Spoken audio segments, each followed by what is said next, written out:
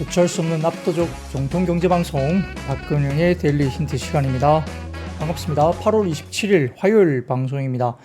한귀동님, 예, 오늘은 즐거울 화요일입니다. 예, 감사합니다. 이게 마켓 힌트를 매일 잘 듣고 있습니다. 이렇게 말씀 주셨는데요. 아마 어제 저희 3프로TV 신의 자료실 쪽에 아마 글을 좀 쓰셨던 것으로 제가 기억을 하는데, 최근에 자료를 조금 빨리 올려주시면 좋겠다라고 의견을 좀 주신 것 같아요. 예, 충분히 반영해서 제작진에게 좀 의견도 제가 전달 다시 한번 하겠습니다. 뭐 그만큼 저희 자료에 대해서 상당히 애정을 가지고 매일매일 보고 이렇게 복귀하시면서 공부를 하신다는 말씀으로 들리는데 너무 감사한 이야기죠. 네. 그런 열정과 그런 어떤 애티튜드라 할까요? 뭐 그런 너무 감사한 말씀입니다. 그래서 그렇게 어떤 부분에 대해서 의견들 적극적으로 개진해 주시면 개선할 부분이 있으면 또 개선을 하겠습니다. 맥가이버님, 이 시간이 제일 기다려집니다. 말씀 주셨고요. 오미아님, 감사합니다. 등골아빠님, 그리고 우리 동생 양말님, 네, 반갑습니다. 자, 탈감님, 안녕하세요, 부장님. 변압기 살아날 수 있을까요? 질문 주시는데, 제가 오늘, 증권방송 머니 땡땡땡에 오늘 오전에 방송 나가면서 HC 현대일렉트릭 방송을 했습니다. 관련해가지고 오늘은 좀 봐야 된다 이야기 드렸는데, 그때 당시에 마이너스 5%대였어요. 방송 끝나고 플러스 전환했습니다. 뭐 대충 아시겠죠? 네, 그 방송 한번 그 현대일렉트릭 쪽에 뉴스, 그러니까 HTS 상의 뉴스에 들어가시면 제가 했던 오전 방송이 아마 유튜브 클립이 아마 있을 거예요. 그거 보시면은 뭐 충분히 어떤 내용인지 아마 아실 수 있을 것 같고, 네, 도라님, 예, 항상 감사합니다. 저도 마찬가지고요. 제일돌돌님, 예, 안녕하십니까? 예, 뚜벅뚜벅, AI로 일자리 줄면 얘기 나올 겁니다. 말씀 주시는데, 뭐 역시 이제 AI 쪽 이야기가 실생활에 많이 쓰는 곳이고요. 뭐 그쪽에 관련해서 명도 있지만 암도 있죠. 뭐 사람들의 일자리라든지 일부 어떤 일에 대해서, 어떤 영역에 대해서는 사람 손길이 이제는 좀 필요 없어지는 그런 것도 명과 암이 있을 수도 있습니다. 뭐 매번 열심히 하는 모습 때문에 늘 뭐 고맙게 생각하신다 말씀들이 많이 말씀하시는데요. 네, 그런 부분들 저도 충분히 공감하실 수 있도록 더욱더 열심히 매진을 하겠습니다. 좋은 컨텐츠 들릴 거고요. 마이 뷰티풀 엔젤님, 변압기 다시 싹 올랐다 하시는데요. 뭐 설마 뭐 제 방송 때문에 그랬겠어요. 뭐 그때 타이밍상 이렇게 많이 빠져 있는 상태에서 제가 방송을 했는데, 뭐 타이밍상 뭐 그렇게 좀 변화가 있을 때 그때 뭐 방송이 된 것 같아요. 저 때문에 그런 건 아닐 거예요, 아마. 근데 뭐 근본적으로 펀더멘털리 변압기 쪽은 역시 빅사이클의 뭐 초기 정도, 완전 초기는 아니라 하더라도 뭐 피크아웃을 논하기는 좀 어렵다, 뭐그 이야기를 할 수 있을 것 같습니다. 뭐 그런 것들 중심으로 네, 보시면 좋을 것 같아요. 남성우님, 3프로 영상 자료가 어디 정리되어 있나요? 말씀 주시는데요. 3프로TV 앱이 있습니다. 구글 플레이에서 3프로TV 앱을 다운로드 받으시면 그 앱에 로그인을 하시고 들어가시면은 거기에 신의 자료실이라고 있습니다. 신의 자료실에 들어가시면은 제가 늘 방송 드리는 매일매일 원본이 거기에 올라가 있거든요. 제가 방송 드리는 원본을 보실 수 있고요. 대부분 방송 전에 이렇게 업로드가 되기 때문에 뭐 그걸 열어보시면서 또 방송을 보시는다는 분도 계시고, 이후에 그 원고 관련된 부분들을 다운로드 받으시거나 아니면 열어보시고 그대로 다시 한번 복귀를 하시는 분들이 많다고 합니다. 인기가 꽤 많아요, 제 방송 원고가. 그래서 그런 것들 한번 더 다시 보시면서 공부를 하시면 좀 더 도움이 될 것 같습니다. 고향이 군위, 예, 군위 분이신가요? 말씀 주시는데, 군위, 예, 예전에 골프 한번 치러 거기 근처에 갔던 것 같은데, 제 기억에. 예, 굉장히 좋더라고요. 지방인데 상당히 좋았습니다. 네, 전효미님, 부장님 연예계로 진출하시면 엔터주들이 날아가지 않을까요? 주가 부영 좀 해주세요. 제가 주가 부영을 할 수 있다면 연예계라도 가야죠. 예, 근데 제가 연예계 주가 부영을 기획사들을 할 수 있을까요? 그건 저도 잘 모르겠습니다. 일단 진출 자체의 가능성에 대해서 잘 모르겠고요. 두 번째, 진출을 한다더라도 기획사의 주가를 부양할 수 있을 만큼의 임팩트가 제가 있을까? 뭐 그 부분은 정확하게 저도 예, 장담드리기가 어렵습니다만, 기획사들은 어쨌든 상반기보다는 하반기가 좀 더 좋아지겠죠. 네, 그 부분에 대한 기대감이 있고요. 그 다음에 하이브가 CB 발행을 또 한다는 이야기가 좀 있는데, 한 4천억 정도 규모인가요? 지금 하이브가 CB 발행을 한다는 이야기가 있는데, 자, 표면 금리가 제로 쿠폰, 그리고 전환 가격이 지금 시세보다 더 높은 가격으로 뭐 전환 가격을 뭐 만들었다, 뭐 이렇게 책정했다, 그런 이야기가 좀 있어요. 그러면 하이브는 주가에 대한 자신감이 굉장히 높은 것이 아니냐. 그래서 일정 부분 뭐 4천억 정도가 CB 발행이 성공을 한다면 시장에서는 지금 주가보다는 좀 더 긍정적으로 보기 때문에 발행되는 것이 아니냐, 뭐 이런 생각도 해볼 수가 있겠죠. 그래서 글쎄요, 뭐 기획사들 엔터, 음반, 음원 쪽이 좀 상반기에 굉장히 힘들었는데 반등이 좀 나오기를 저도 바랍니다. 부장님, 넷플릭스 진출 찌라시 언제 돌까요? 뭐 넷플릭스 진출은 제가 보기엔 좀 힘들 것 같고요. 당장은 오히려 뭐 제가 좀 전에 좀 이따 말씀드렸지만 딥페이크도 안 나옵니다. 박근영 부장 딥페이크도 지금 아직 안 나온 시장이에요. 오늘 딥페이크 이슈가 좀 문제가 됐는데 좀 유명하려면 적어도 딥페이크 정도는 나와줘야 유명한 거 아닙니까?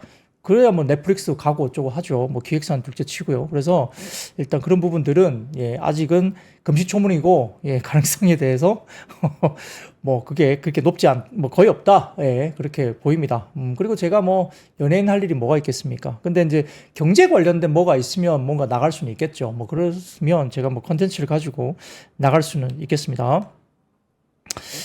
양말님 말씀으로는 제가 SMDNA라고 하시는데요. 꼭 그렇진 않습니다. 뭐 제가 SMDNA를 꼭 갖고 있다고 보기엔 좀 어렵고요. 뭐 어디 쪽에 특정 DNA를 갖고 있는 건 아니에요. 예. 이게 뭐고 모르겠다. 여자아이들 있는 곳으로 가신답니다. 아, 정확하게 알고 계십니다. 네. 여자아이들 제가 어떤 분을 상당히 좋아하죠. 네. 저희 집사람도 알고 있어요. 네, 충분히 공감한다 이야기했고요. 네. 그래서 여자아이들을 많이 응원을 했습니다. 해체가 안 됐으면 좋겠습니다. 네. 뭐 어쨌든 뭐 그런 것들 가지고 예, 시장 이야기를 다시 한번 들어가겠습니다. 자, 이런 여러 가지 뭐 실시간 라이브에 대해서 이렇게 제가 섹터로 풀어드리는 스토리들 이렇게 뭐 농담이 아닌 전혀 농담이 아닌 섹터로 제가 다 풀어드리고 있잖아요. 예, 그런 것들 같이 한번 우리 진지하게 또 댓글창에서도 의견 주시면 제가 댓글창 보고 또 약간 답변 드릴 수 있는 것들은 답변 드릴게요. 네, 그런 것들.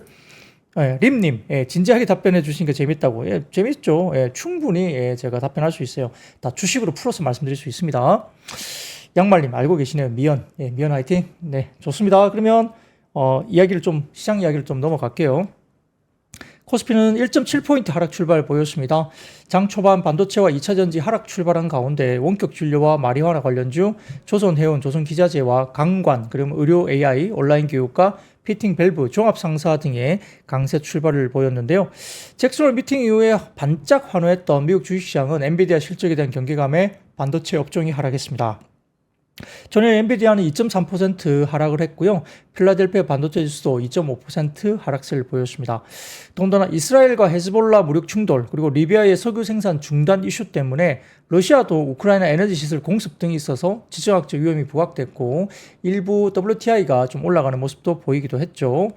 자, 삼성전자와 SK하이닉스 시총 비중이 27%에 달하는 코스피가 역시 두 종목이 힘을 못 쓰다 보니까 역시나 조금은 경계감 때문에 지수가 좀 주춤한 모습을 계속 보이고 있고요.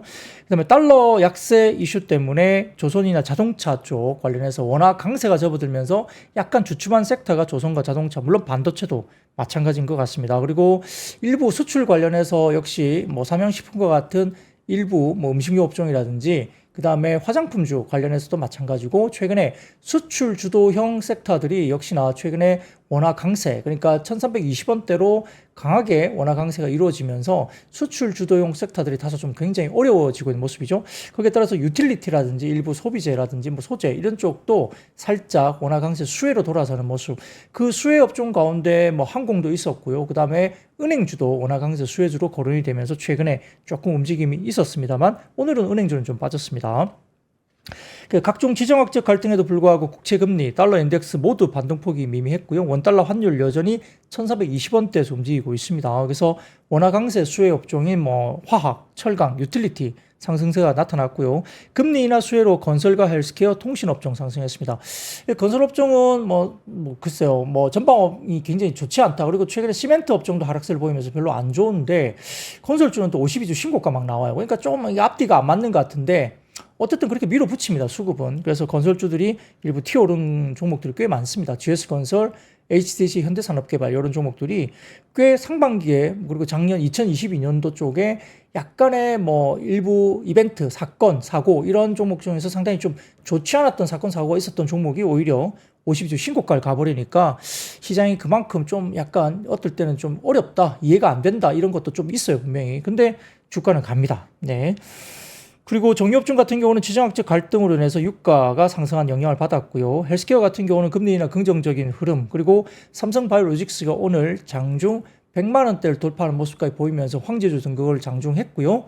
더군다나 오늘 하나의 큰 이벤트가 있었죠. 코스닥 시장의 시가총액 1위가 알테오젠으로 순위를 바꾸었습니다. 그래서 코스닥 시가총액 1위라는 것은 섹터를 대변하는 것인데 상당히 제약바이오 헬스케어의 강세가 좀 더 이어질 가능성이 좀 있지 않을까, 2차 전지가 좀 더 보수적으로 봐야 되지 않을까, 그런 생각을 해볼 수 있는 순위 변동이 나타났습니다. 이것은 좀 중요한 인디케이터가 될 수도 있겠습니다. 더군다나 자동차도 현대차의 미국 조지아 전기차 공장 환경허가 재검토 소식의 일부 하락세를 보였고요. 28일 CEO 인베스터 데이가 예정되어 있는데 사실은 엔비디아 관련된 실적 발표 때문에 좀 묻힐 가능성도 좀 있어요. 그래서 약간 28일 날 CEO 인베스터 데이 관련된 내용들이 좀 묻히지 않았으면 하는 생각입니다. 관망세에 뚜렷한 순매수 부재가 역시나 계속적으로 나타났고요.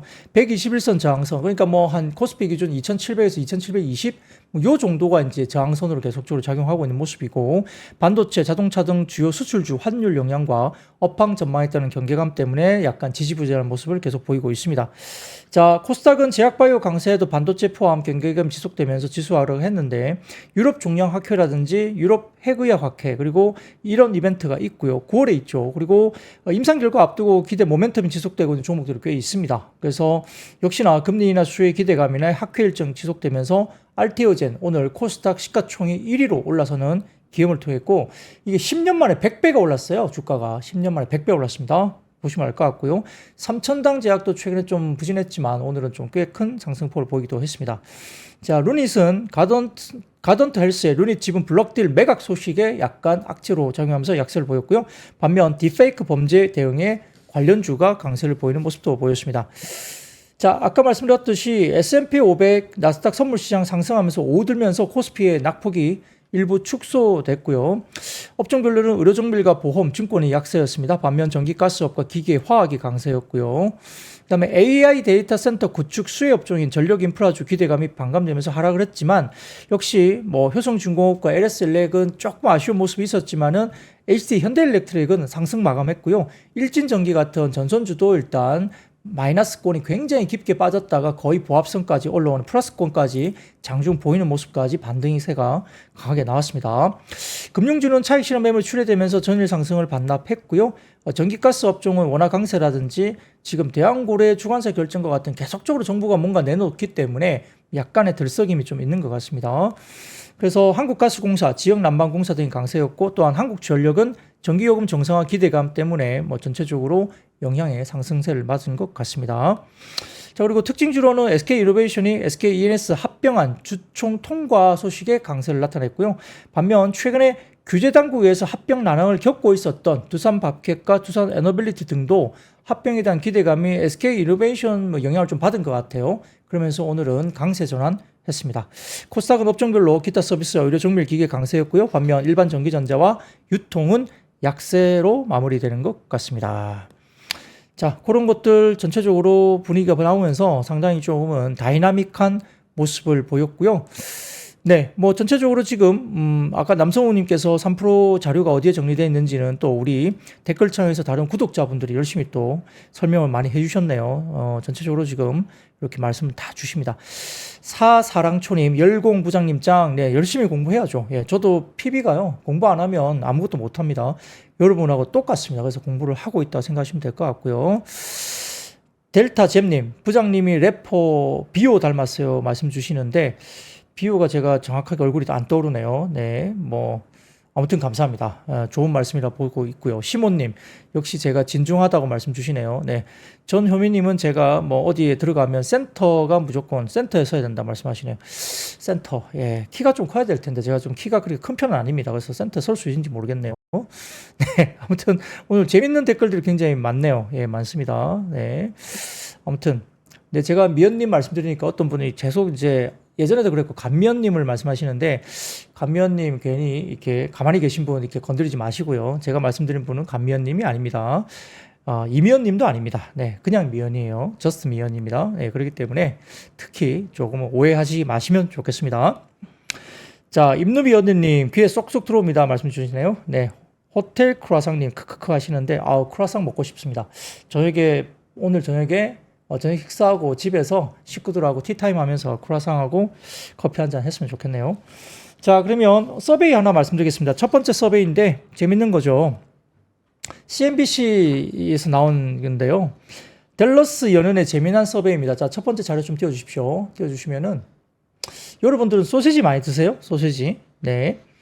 자, 경제가 약화되면서 저녁 식사에서 소시지 카테고리의 성장을 볼 수 있다. 근데 이 카테고리 소시지가 많이 팔리는 게 경제가 약화될 때 성장하는 경향이 있는데 소시지는 고가 단백질에 좋은 대체제이고 소비자의 식단 예산을 늘릴 수 있다. 그러니까 좀 싸게 고가의 단백질을 우리가 섭취할 수 있는 게 소시지라는 거죠. 그래서 댈러스 연은이 이런 서베이를 하면서 최근에 소시지 수요가 많이 올라갔다고 해요. 그래서 생각보다 경기가 좀 이렇게 꺾이는 거 아니냐 뭐 이런 식으로 좀 보고 있는 그런 재밌는 서베이가 있었습니다. 물론 경기 침체는 지금 아닙니다만 누가 생각해도 경기가 좀 주춤하면서 슬로우다운 되는 것은 분명히 맞는 건 맞겠죠. 그래서 전반적으로 이 소시지 관련된 것도 이게 지표이거든요. 시장의 지표이고 그렇기 때문에 우리가 지금 아주 명품들도 수요가 많이 줄었다고 하잖아요. 그러니까 비슷합니다. 예, 소시지도 많이 가는 게 그런 어떤 경향성이 있더라. 그래서 경기가 조금 위축되고 좀 슬로우다운 되는 부분은 분명히 있다는 것을 이야기하는 것 같아요.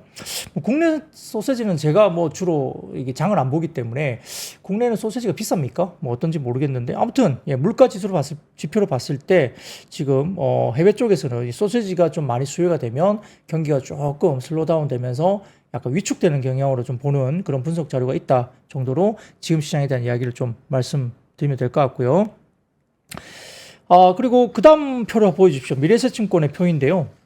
자, 이 보시면 왼쪽을 보시면 내구재 주문이 엄청나게 좋은 것처럼 보입니다. 그래서 최근에 7월에 미국의 내구재 주문이 전월 대비 9.9%나 급등했습니다. 엄청나게 좋아 보이죠. 근데 내용을 좀 뜯어보니까 운송 장비를 제외하고 나면 핵심 내구재 주문은 전월 대비 0.2% 감소했고 특히 기업 지출을 확인할 수 있는 항공기를 제외한 비국방 자본재에 대한 신규 주문 역시 전월 대비 0.1% 감소했다 이렇게 나왔습니다. 그래서 7월에 미국의 내구재 주문만 놓고 보면 굉장히 급등한 것처럼 보여서 경기가 엄청나게 좋은 것처럼 보이긴 하지만 실질적으로 운송 장비 급증 영향이 굉장히 크게 작용했기 때문에 그걸 제외하고 나면 대부분 조금 하락하는 추세를 보였다는 점에서 너무 또 인플레라든지 또 경기가 과열되어 있다 보기는 좀 힘들고요. 다소 조금은 경기가 조금 슬로우다운 하고 있다 이런 쪽으로 볼 수도 있겠습니다.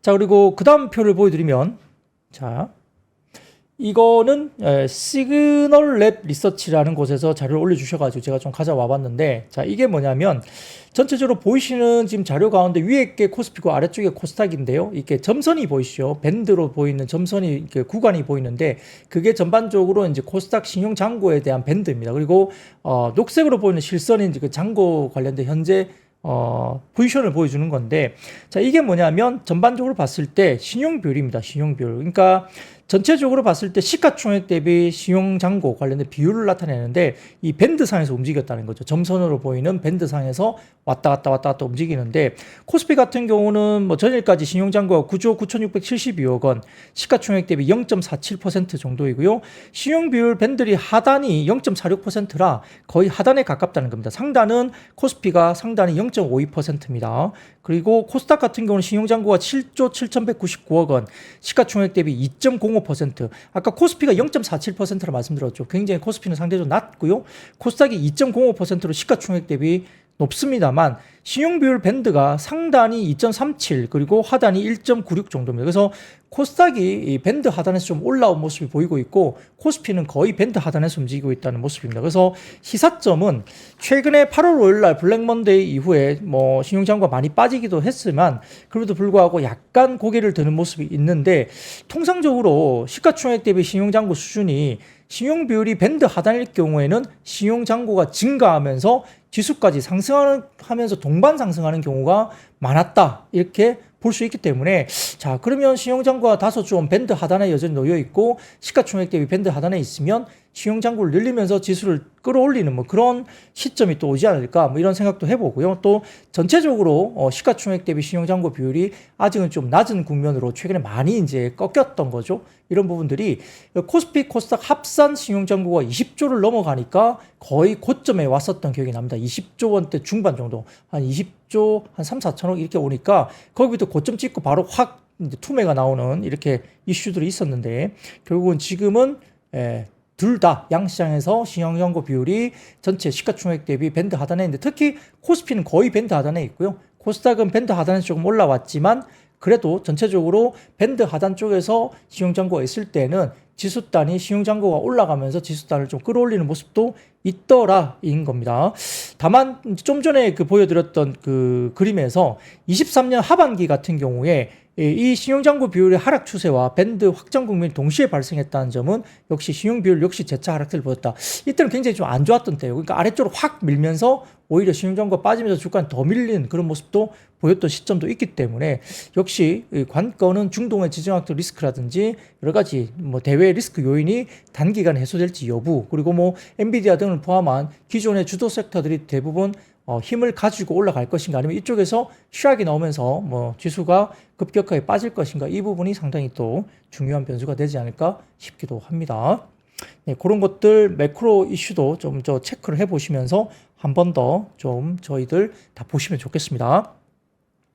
네, 흰둥둥님 역시 자료 왕이라 하시네요. 네, 자료가 없이 말로만 하는 방송 시대는 이제 조금 저물어 가죠. 뭐 그런 방송하기에는 좀 어려워요. 이제는 또 어떻게든 자료를 근거 자료를 좀 가져와서 이 설명을 드리면서 시장을 이야기하는 게 이 증권방송 컨텐츠가 다시 한번 레벨업을 하는 추세이고요. 앞으로도 저보다 더 좋은 방송을 하시는 분들이 많겠죠. 더 좋은 자료와 더 좋은 인사이트를 가지고 하실 분들이 많이 나타날 것으로 저는 기대하고 있고요. 저는 제가 할 수 있는 영역에서 할 수 있는 최대한 또 해보려고 지금 노력 중입니다. 그래서 여러분들한테 도움이 좀 됐으면 좋겠습니다.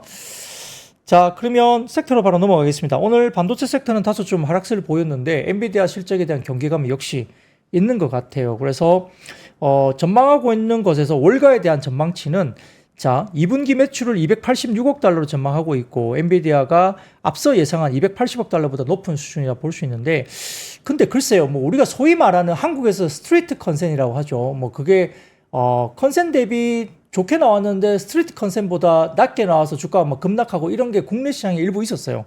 그러다 보니까 월가에서 스트레스 컨센이 또 있을까? 뭐 이 생각을 해볼 수 있는데 아마 월가에서는 엔비디아 관련된 매출을 한 300억 달러까지 본다는 말도 있어요. 그러다 보니까 이게 286억 달러로 전망하는 게 기존에 엔비디아가 280억 달러로 앞서 예상을 했습니다만 그거보다는 잘 나오겠지만 그들 월가에서의 스트리트 컨센이 월스트리트 컨센이 또 300억 달러 가까이 올라가 있으면 이게 생각보다 굉장히 쉽지 않을 수도 있습니다. 그래서 국내 일부 증권사들 보면 엔비디아의 2분기 실적에 대해서 과도하게 긍정적으로 쓰지 않고 있어요. 굉장히 보수적으로 이야기를 많이 합니다. 좋게는 나오겠지만 서프라이즈 이게 약간 강도가 좀 약할 것이다. 좀 보수적으로 이야기를 많이 쓰고 있어요. 그래서 다만 분기 매출 가이던스는 우려 그리고 블랙웰 공급 관련 불확실 등이 상승하는 모습이 있기 때문에 역시 전반적으로 봤으면 우리가 말하는 블랙홀 GPU가 원활히 생산되면서 뭐 사내 데이터 센터에서 구동 중이라 했는데 본격적으로 매출이 이야기되는 것은 그 다음 분기에서 될 것이고 지금은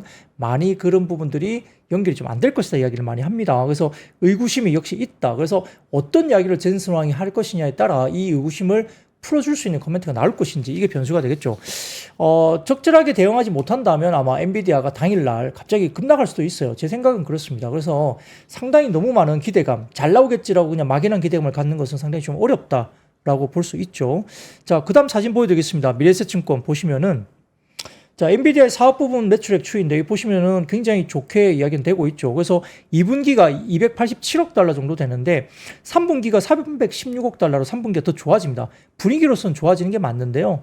이렇게 지금 예상하고 있는 것이 어떻게 비딩하고 있고 아까 말씀드렸던 월스트리트 그들의 컨센, 스트리트 컨센이 또 어떤지를 또 한번 비교를 해봐야 되기 때문에 반응이 상당히 궁금하고 이 28일 엔비디아 변곡 좀 잘 넘어가야 됩니다. 이거 잘못 넘기면 예를 들어 뭐 반도체 섹터가 부러지게 되면은 역시 수출주나 이런 것들에 대해서 빅7 뭐 이런 쪽이 다 부러지기 때문에 시장이 조금은 좀 힘겨워질 수 있다. 상당히 변동성이 커질 수 있다는 부분도 좀 조심스럽습니다. 그래서 일단 확인을 하고 가자. 이 부분에 대해서 어떻게 시장이 분석을 하는지 그걸 좀 확인하고 시장 대응하는 것이 맞는 거 아니냐 이렇게 생각을 합니다.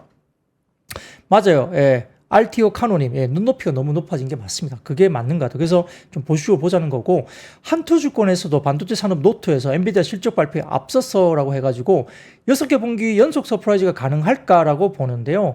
지금 시장은 이미 그 너머를 바라보는 형국이라고까지 했습니다. 그래서 블랙월과 루빈으로 이어지는 로드맵과 시장 지배력 유지에 더욱 초점이 그려질 거로 보는데요. 역시 이번 분기는 블랙웰 실적이 크게 포함되지 않을 걸로 봅니다. 그래서 관건은 블랙앤 지역 여부와 관계없이 다음 분기 가이던스를 시장 기대치 이상으로 제시할 것이냐 이걸 본다고 하는데, 아까 지금 미래에셋증권에서 블룸버그 통신을 통해서 3분기에 316억 달러 정도 매출을 예상하고 있는데 이것보다 훨씬 더 높은 매출 예상을 할 수 있는지 이런 것들을 확인을 해야 될 것 같고요. 근처적으로 다음 분기 EPS 추정치에 대한 의구심이 확대될 가능성도 있기 때문에 상당히 좀 조심해야 된다는 겁니다. 다만 TSMC를 포함한 대만 밸류 체인의 코어스의 캐파 증가를 보면 굉장히 좋을 것 같다. 뭐 그거는 이제 간접적으로 볼 수 있는 거죠. 클라우드 빅4의 캐펙스 증가 트렌드를 또 감안하면 굉장히 좋을 것 같다. 그래서 엔비디아의 칩 수요 강세는 지속될 것으로 추정이 된다. 그러니까 현재로 봐서는 좀 여러 가지 의구심이 있고 조심스럽지만 그럼에도 불구하고 한투증권에서는 칩 수요 강세는 여전히 이어질 것으로 조심스럽게 일단 파악을 했습니다. 그래서 결국은 뭐 전반적으로 봤을 때는 TSMC, 브로드컴과 같은 AI 주도주와 달리 최근에 디램 3사, 그러니까 뭐 삼성전자, 하이닉스, 마이크론 주가 조정이 모바일향 재고 증가로 인한 디램의 ASP 하락 우려 때문에 주가가 빠진 거라고 평가를 했어요. 그러니까 이게 AI나 엔비디아 때문에 빠진 게 아니라는 이야기를 하는 겁니다. 그래서 전반적으로 모바일 중심으로 한 일반 디램 재고가 다시 조금 늘어났다는 점이 우려로 부각되면서 삼성전자, 하이닉스 뭐 이런 쪽이 좀 빠졌다라고 한투증권에서는 평가를 했고요.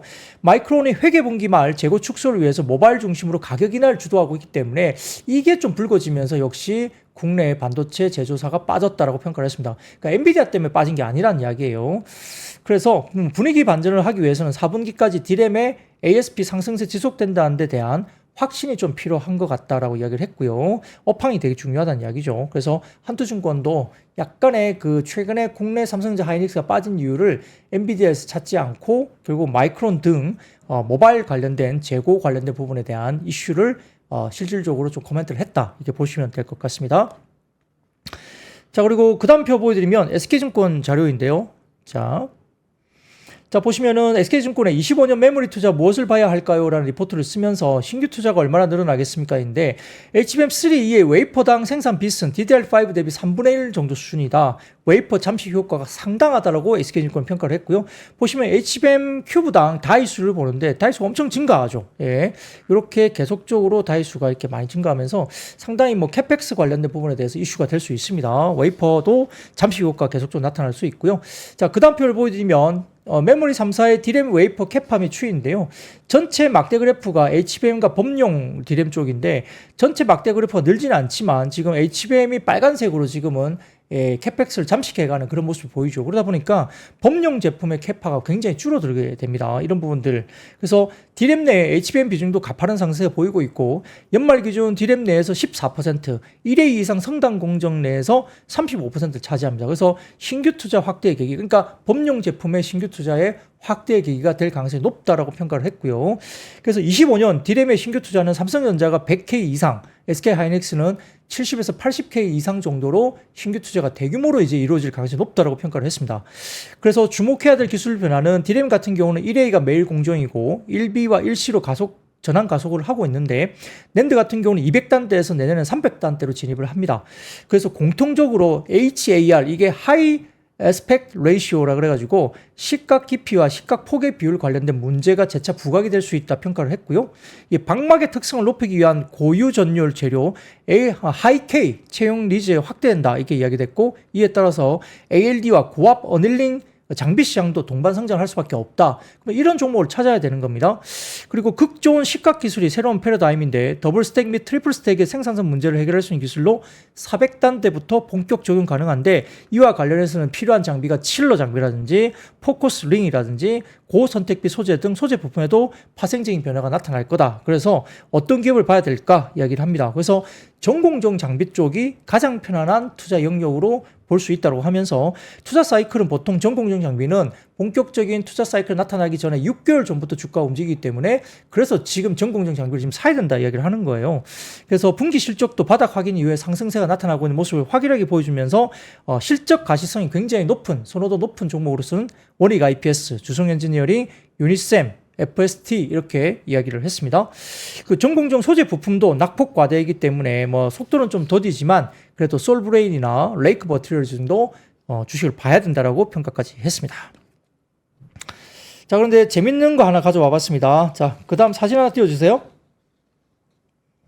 뭐가 보이세요? 네, 뒤통수에 뭐가 있습니다. 머리 뒤통수에 뭐가 보입니까? 네, 이 사진 보시면 깜짝 놀라실 텐데 하나 더 보여드릴까요? 그 다음 사진.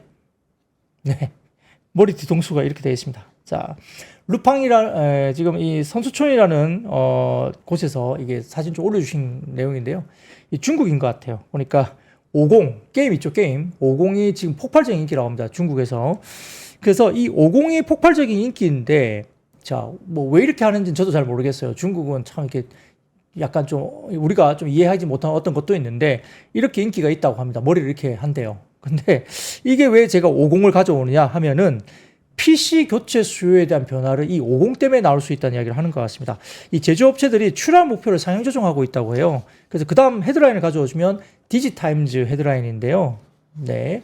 이렇게 돼 있습니다. 이게 어떤 내용이냐? 쉽게 말씀드리면 전 세계 PC 산업의 재고 조정은 일단락됐지만 수요가 빠르게 회복되지 못했는데요. 근데 예상 밖으로 8월 20일 전 세계에 출시된 중국 최초 진정한 3A 단일 게임 대작인 흑신화 50이란 게임이 게이밍 노트북, 그 다음에 데스크탑 뭐 이런 쪽에 교체 업그레이드 수요를 불러일으키고 특히 침체된 중국 시장의 강력한 활력을 불러일으켰다 이런 이야기를 하고 있습니다. 그래서 보드카드 제조사들이 현재 열기를 볼 때 플레이스테이션 5가 매진되고 중국 시장에서 제품을 구하기 어려운 상황에서 지금 이 게임은 하드웨어 요구 사항이 굉장히 높기 때문에 최상의 게임 경험을 하기 위해서 그래픽 카드가 최소 엔비디아 RTX 4050 이상이 돼야 된다고 언급을 하고 있습니다. 그러다 보니까 이로 인해서 메모리 등의 플랫폼 업그레이드가 촉진되고 있다라고 평가를 하죠. 특히 이제 중국 시장의 수요가 폭발하죠. 50은 중국 시장이 지금 폭발적입니다. 앞으로도 게임 인기가 지속되고 있고 만약에 뭐 중국을 넘어서 조금 더 해외 쪽으로 확산이 되면 PC와 보드 카드 제조업체들이 출하 목표를 상향 조정할 것으로 보고 주로 고급 제품에 해당하기 때문에 이익률에도 긍정적인 영향을 미칠 것이다 이렇게 이야기를 하는 것 같아요. 그래서 이 관련된 게임이 에픽게임즈의 언리얼 엔진 5를 사용하면서 제작됐다고 하는데 자 그러다 보니까 여러 가지 부분에서 공식 발표에 따르면 8월 23일 20일시 기준으로 전 플랫폼에서 1000만 장 이상의 판매고를 기록했습니다. 이게 PC의 스팀 그리고 에픽게임즈의 스토어 등 게임 콘솔 플레이스테이션 5 플랫폼에서 출시된 뒤에 엄청나게 팔리고 있죠. 1000만 장 이상 팔렸다고 해요. 자, 그러다 보니까 이게 뭐 중국인들이 많이 샀을 수도 있겠지만 아무튼 이 수요를 촉발시키고 있다는 겁니다. 그래서 독립 그래픽 카드 최소 요구 사항이 엔비디아 RTX 4050 등급이고 RTX 4070 이상이 특히 좋다고 합니다. 그래서 이게 중국 시장에서 금지된 엔비디아의 최상급 RTX 4090의 암 시장에서의 가격이 다시 급등하고 있고 동시에 인텔 프로세서, AMD 프로세스, 그 다음에 그래픽 카드 플랫폼 그리고 각 브랜드의 메모리 제품들이 함께 영향을 받고 있다고 이야기가 나올 정도인 것 같습니다. 여기에 따라서 엔비디아가 RTX 4090을 포함한 여러 RTX 40 시리즈 그래픽 카드, 데스크탑 또는 RTX 4090 GPU를 탑재한 노트북을 구매하면 엔비디아가 흑신화 50 게임 코드를 제공하는 특별 프로모션을 또 진행한다고 하거든요. 재밌죠? 네. 이렇게 나오면서 지금 시장에 약간의 엔비디아 쪽에 또 어떻게 보면 이 기대치 않았던 어떤 또 모멘텀이 엔비디아 쪽에 생기는 것이 아닌가 이런 생각도 해봅니다. 그래서 이렇게 지금 시장의 변화가 엉뚱한 곳에서 한 번 더 나올 수도 있다 이렇게 볼 수도 있는 거죠. 그런 것들 중심으로 또 IT 쪽의 변화가 있습니다. 네, 50, 네, 국뽕이죠. 국뽕인데 모르겠습니다. 저는 안 해봤는데 뭐 어쨌든 폭발적이라고 하네요. 자, 거기다가 루팡이라는 플랫폼에서 올려주신 자료인데요. 룹 캐피탈이 엔비디아 목표 주가를 175달러로 이제 추정을 하고 리포트가 나왔다는 정도까지 말씀드리겠습니다. 자, 그러면 그 다음 이야기입니다. 정유와 LPG 상승인데 역시 중동 리스크 고조가 되고 리비아의 원유 생산 중단 이슈가 생기면서 WTI가 다소 좀 주가들이 원유 가격이 좀 올라왔습니다.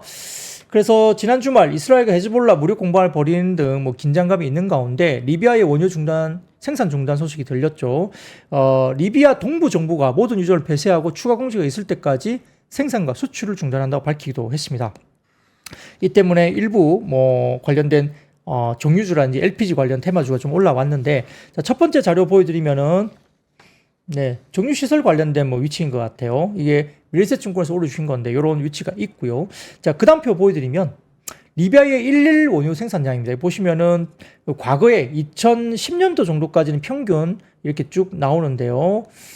그 다음 오른쪽 보시면 아랍의 봄이 오면서 그 다음 쭉 많이 빠졌습니다. 평균이 많이 빠졌죠. 그래서 2011년 정도부터 리비아의 1일 원유 생산량이 상당히 많이 빠져 있는데요. 이 정치적인 리비아 내전이 불러온 유가 상승, 그러니까 결국은 이제 여러 가지 공급이 좀 상당히 좀 어려워지는 것이 아니냐. 그래서 유가가 많이 급등하지 않을까 이렇게 생각을 하고 있는데, 자, 그 다음 표를 보여드리면 리비아의 최고 지도자 카다피 전후의 리비아의 원유 생산량 추이인데 역시나 비포 애프터가 상당히 다르죠. 애프터가 많이 빠졌어요. 그래서 상대적으로 리비아의 유전이 상당히 많이 이제 공급을 줄이고 있는 상황으로 볼 수는 있습니다. 자, 그런데 그 다음 표를 보여드릴게요. 근데 이게 유가를 많이 끌어올릴 것이냐, 폭발적으로 끌어올릴 것이냐 본다면 좀 그렇지 않을 것 같다는 겁니다. 미래에셋증권에서 보여주신 자료인데요. 자, 글로벌 산유국 1일 생산량인데 위쪽에서 오펙 가운데 7번째 정도가 리비아가 나옵니다. 7번째, 위에서 7번째. 자세히 보시면 리비아가 나오는데요. 최근 3개월 동안 유가는 거의 8% 가까이 상승해서 가파른 반등을 했는데, 복합적인 요인이 있겠지만은 여러 가지 아까 말씀드린 리비아나 뭐 여러 가지 중동 불안감이 있겠죠. 근데 리비아 사태의 경우에는 2011년 아랍의 봄 이후에 지속돼 왔던 이슈였고, 글로벌 1일 원유 생산량에서 차지하는 절대적 비중이 리비아가 그렇게 높지 않다는 겁니다. 리비아 원유 생산량 비중은 오펙 내에서 4.2%, 그리고 오펙과 오펙 플러스 주요 산유국 기준은 1.6% 정도밖에 안 된다는 거죠. 결국 유가 흐름을 볼 때 중요한 건 지정학적 긴장 확대에 따른 공급 충격의 여부일 것으로 보고 있고요. 리비아 사태 자체로서는 그렇게 유가를 엄청나게 끌어올릴 만한 공급 이슈는 아니다라고 분석까지 했습니다. 그러니까 주가가 그렇게 급등하지 못했고요. 일부 흥구석유나 이런 종목들도 아침에 올랐다가 거의 다 상승분을 반납하는 모습도 보였다. 이렇게 볼 수도 있겠습니다. 자, 그러면 그 다음 말씀드리겠습니다. 오늘 화장품주가 일부 아침에 굉장히 안 좋았죠. 그래서 오늘 뭐 변압기도 안 좋았다가 다 올라왔고, 화장품도 아침에 안 좋았는데 장 오후에 플러스권으로 다 돌아섰습니다. 자, 신한투자증권 리포트를 내면서 이제는 조정을 끝내야 할 때라는 리포트를 냈고요. 험난했던 7, 8월인데 업태 개선 지속과 뭐 과도한 주가 하락 이런 것들이 있기 때문에 이제는 뭐 조정을 끝내야 된다. 그런 시점이다 이야기를 했습니다. 실적 우려 관련된 부분에서 우려 대비 수출 성장 모멘텀이 여전히 견조하다 보이는데요. 자, 다음 표 보여드리겠습니다. 신한투자증권 보시면 전체 화장품 수출액 추이인데 역시나 굉장히 견조합니다. 막대 그래프 회색이 보이시는데 견조하게 나오고 있고, 그 다음에 파란색 실선은 증감률인데 우측이 역시나 다시 조금 올라가는 모습이 보이면서 여전히 견조한 모습을 보이고 있고요. 그리고 그 다음 표 보여드리면 미국형 기초 화장품 수출액과 뭐 색조 화장품 수출인데 왼쪽이 기초, 오른쪽이 색조인데요. 자, 막대 그래프가 22, 23, 24를 나타내는데 24년을 나타내는 막대 그래프는 노란색입니다. 겨자색처럼 보이는 노란색입니다. 이걸 보시면 24년이 월등하게 지금 앞전에 2년 정도보다는 24년 접어들면서 기초와 색조 화장품의 미국형 수출이 엄청나게 증가한 모습을 볼 수 있겠죠. 자, 그래서 상당수 화장품사 시가총액 PER 평균이 20배에서 25배까지 올라왔었다가 최근 들어서 2달간 주가 조정으로 밸류에이션 매력도가 부각됐고요. 지금 10배 초반까지 빠졌습니다. 주가들 보시면은 상당히 많이 빠져 있어요. 그래서 7, 8월 수출보다는 9월에서 10월 수출이 훨씬 더 중요하다고 보는데, 자, 무엇보다도 9월과 11월 사이에 미국의 블랙 프라이데이 대응 물량들이 관전 포인트가 될 가능성이 높고요. 결국은 5, 6월부터 색조 클렌징 카테고리와 파운데이션 관련된 카테고리 아마존 탑 100의 한국 화장품 브랜드들이 결국 눈에 띄기 시작했고, 있고, 더군다나 우리가 선크림이라든지 이런 제품들도 상당히 탑백에 많이 이제 올라와 있는 거죠. 그래서 최근에 한국 브랜드들의 미국 시장의 점유율을 봤을 때 가장 핫한 것은 에센스 쪽이고요. 두 번째 쪽으로는 선스크린, 세 번째 쪽은 클렌징 제품, 네 번째가 파운데이션 순으로 한국 브랜드들의 미국 시장 점유율이 지속적으로 이런 순서대로 확보되고 있다. 다시 한번 말씀드리면 에센스, 선크림, 그 다음에 클렌징, 파운데이션 이런 순서로 상당히 좋다는 거죠. 그래서 하반기에 실적 컨센서스 또는 실적의 추가 상향 가능성이 높은 종목으로서는 한국 콜마, 코스메카 코리아, CNC 인터내셔널. 오늘 CNC 인터내셔널 급등했습니까? 예, 한국 콜마와 코스메카 코리아는 선크림 쪽이고요. 중소브랜드사 3분기 실적으로 미국 성과 제보가 예상되는 종목은 클리오, VT, 토니모리, 마녀공장, 에블 CNC, 아이패멀 HC 이런 순서대로 업데이트 가치가 높다라고 평가까지 했습니다. 그래서 중소형주들을 중심으로 주가들이 좀 올라올 수 있고요. 또 오늘 아모레퍼시픽과 그 다음에 LG생활건강, 특히 아모레퍼시픽 같은 경우도 오늘 좀 주가들이 좀 반등을 줬다는 점에서 일정 부분 어느 정도 우려가 반영된 거 아니냐 이렇게 보는 것 같습니다. 자, 그 다음 이야기입니다. 그 다음 이야기는 표를 바로 보여주세요. 애플에 관련된 이야기인데요. 자, 그 다음 표를 좀 하나 띄워주십시오. 애플. 요겁니다. 애플이 내달 9일, 현지 시간 9일입니다. 최신 스마트폰 아이폰 16 시리즈를 공개할 예정이 되어 있고요. 한국 시간 9월 10일 오전 2시입니다. 한국 시간으로는 9월 10일 오전 2시. 미국 캘리포니아주 쿠퍼티노 본사 스티브 잡스 극장에서 신제품 공개 이벤트를 열고요. 당초 10일에 행사를 개최할 것으로 보였지만은, 기존의 추정보다 하루 정도 일정이 달려졌습니다. 아이폰 16이 고급 모델인 프로의 스크린이 더 커지고 사진 촬영 전용 버튼 등의 새로운 카메라 기능이 추가될 것으로 예상되고 있고요. 새로운 운영체제 iOS 18도 공개될 것으로 보고 있습니다. 그래서 애플 인텔리전스가 어떻게 기능이 탑재될지, 그리고 애플 워치 등 새로운 웨어러블 기기 관련된 기기도 공개되는 것으로 정해져서 일부 관련된 아이폰 테마, LG 이노텍 등이 BH 등이 일부 반등을 줬다라고 볼 수도 있겠습니다. 자, 그리고 아까 말씀드렸던, 박근영 부장이 연예계로 갈 수 있을까? 그래서 제가 말씀드렸죠.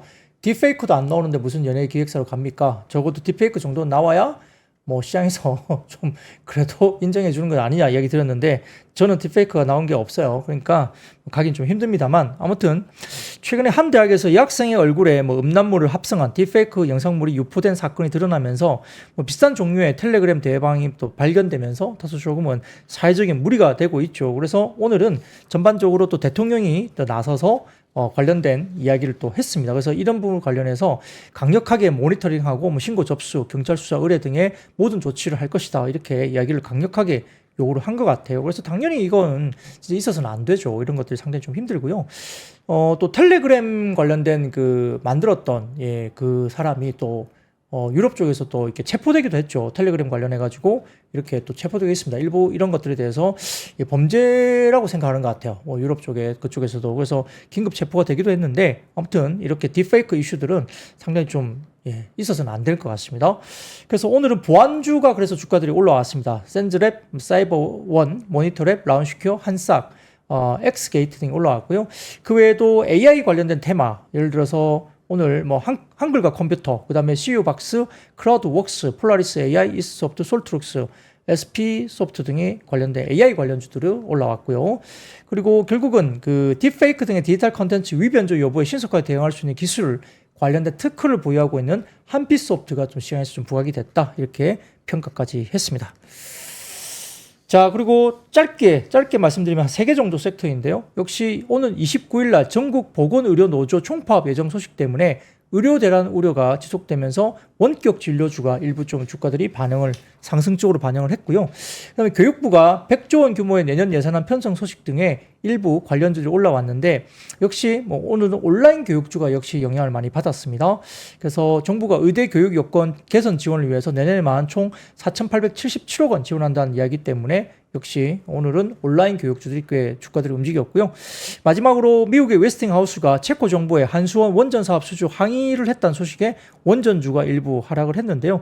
근데 또 체코 쪽에서는 웨스팅하우스가 그런 자격이 있느냐 이런 이야기까지 했다고는 합니다. 근데 그럼에도 불구하고 웨스팅하우스가 여러 가지 부분에서 조금은 국내 이 원전 관련된 진출에 약간 발목을 잡고 있는 것이 아니냐 뭐 이런 이야기까지 최근에 돌고 있고 어제도 그랬고요. 관련된 종목들이 이런 소식 때문에 다소 좀 원전주가 조금은 주춤하고 하락세를 보이고 있다. 여기까지 말씀드리겠습니다. 자, 오늘 준비한 이야기는 여기까지입니다. 여러분도 오늘 마무리 잘 하시고요. 그렇다고 해서 제 딥페이크를 절대 만드시면 안 되고, 아무튼 내일도 웃는 모습으로 맑고 웃는 모습으로 내일 찾아뵙겠습니다. 오늘 준비한 이야기는 여기까지입니다. 여러분 아시죠? I see you. 박근영, 이선영, 사경인, 염승환 투자 마스터들의 세심한 케어로 건강한 투자 습관을 만드세요. 3프로 멤버십 3프로 앱에서 확인하세요.